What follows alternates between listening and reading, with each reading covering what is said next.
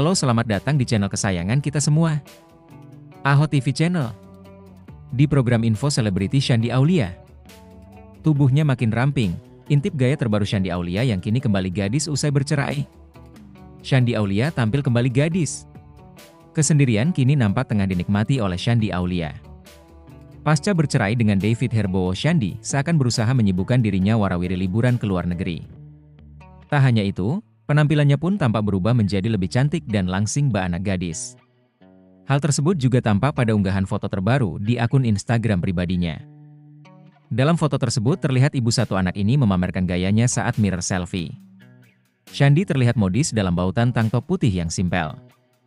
Penampilannya jadi lebih stylish karena paduan outer yang dipakainya. Tampak pula paduan celana pendek yang dipakainya di foto tersebut. Gayanya jadi lebih modis dan feminin karena tambahan flat shoes hitam di kakinya. Wajah cantiknya pun makin memesona karena pulasan makeup simpel yang natural. Ulasan lipstik merah di bibirnya sukses menambah kesan seksi pada gayanya kali ini.